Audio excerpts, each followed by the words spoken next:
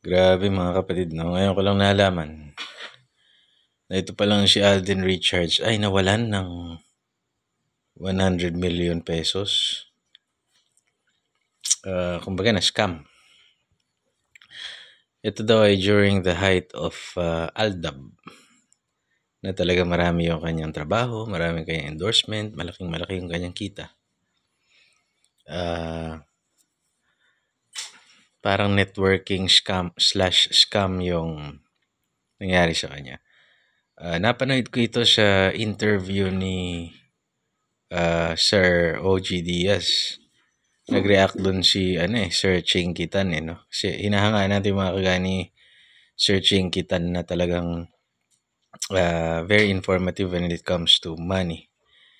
At minomotivate ka niya na kumilos para sa kung ano man yung pangarap mo, subukan mong gawin, no? Ngayon, the problem kasi masyadong magaling ang mga nasa larangan ng pag-i-scam.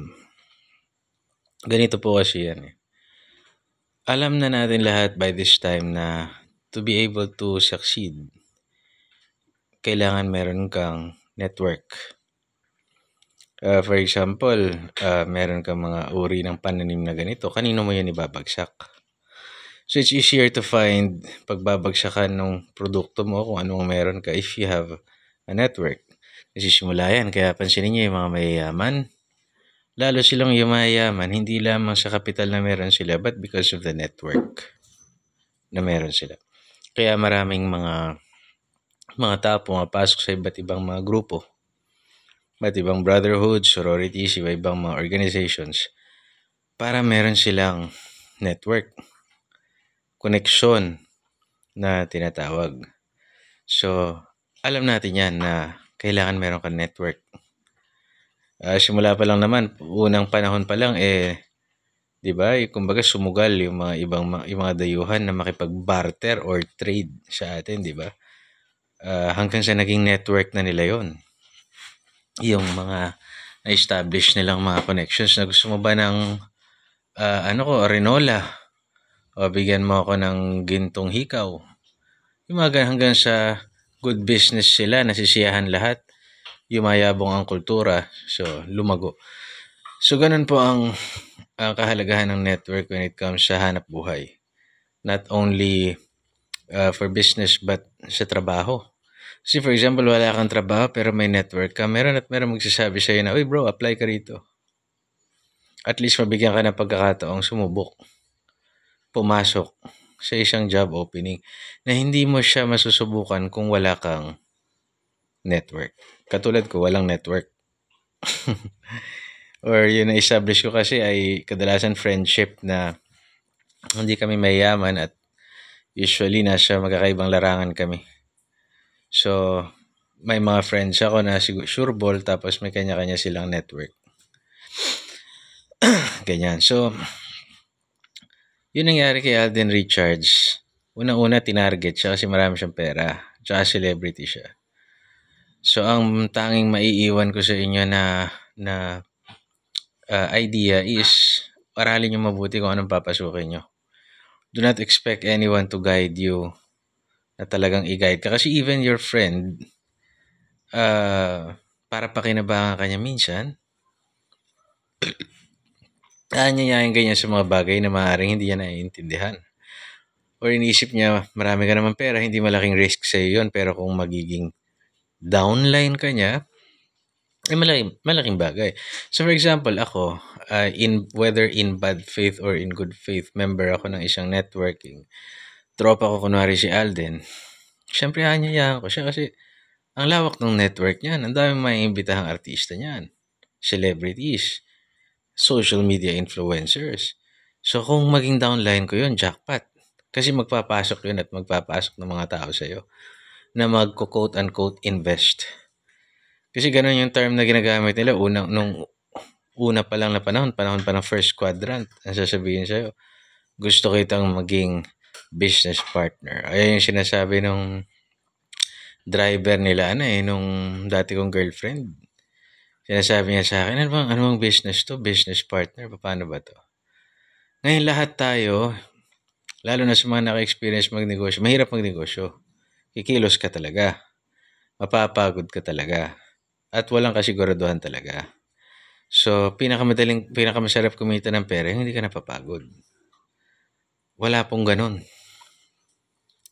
Mahirap. Maaring may ganun alam mo yun, pag if you are really wealthy, na kahit wala ka, kikita ka. Pero sa mga masyadong matataas na level na yon, pagka networking, kailangan mo magpasok sa kanila ng pera, ng mga bagong tao na mag-i-invest din doon. Yun yung perang pinapaikot nila. So nag-start sila, wala silang pera, ang sinasabi lang nila mag-invest ka sa amin. Kaya paata-ata din yung pagbibigay nila sa iyo ng pera. For example, nagbigay ka ng 9,000, paunang bibigay nila sa iyo yung cheque or kita mo 500. Bibigyan ka ulit nila ng 500. Pag nag-saturate yan, hindi mo maaabot yung investment mo na 9,000. Minsan naka 1,000 ka lang. Gets nyo po? Yun ang realidad ng networking ngayon. They found a way around it sa pamamagitan ng paglalagay ng products and services. So for example, may product, magsisipag ka. Unless sobrang dami mong taong maiingganyang pumasok doon, palaki ng palaki yung perang paiikutin nila.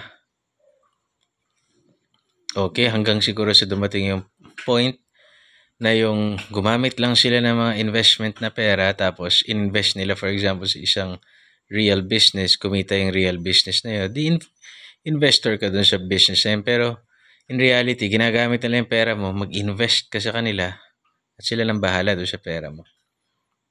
So yan ang konsepto ng networking. Parang bangko. Ano ba yung bangko?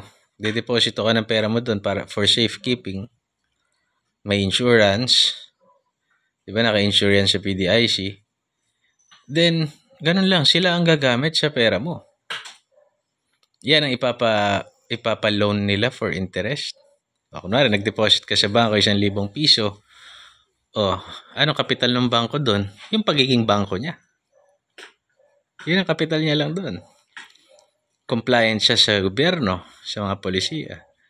O may karapatan siya magpautang at an interest rate. Yung interest na yun yung kikitain niya ng bangko.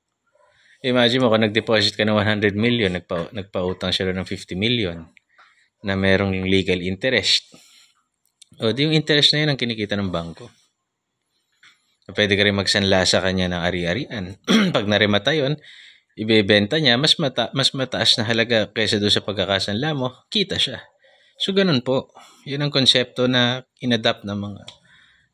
Kaya mag-ingat po kayo sa scam, especially kung hindi nyo naiintindihan or hindi man siya scam, pero ganun ang scheme ng negosyo nila. So, ako, mas mamarapatin ko pang maggawa ka ng product mo or services mo, i-offer mo sa publiko rather than magganon ka.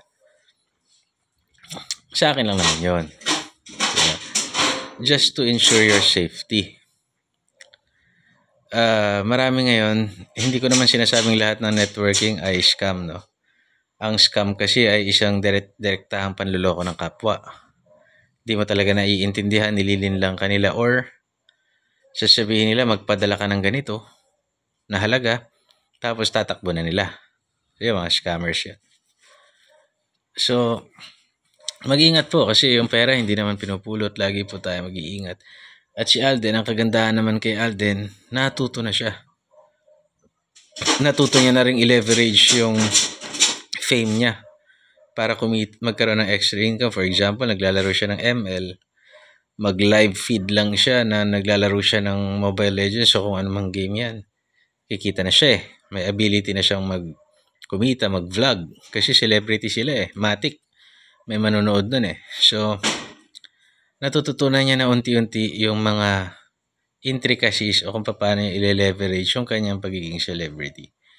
So, again, mag-iingat po lagi. Hindi porket mukhang easy money, papasukin na natin. Titignan mo muna yung consequences, titignan mo yung repercussions, at titignan mo rin, maaaring kumita ka nga ng malaki pero nakaperwisyo ka man ng iba. Diba? So, mabigat ang karma doon. Anyway, God bless you at stay pogit maganda.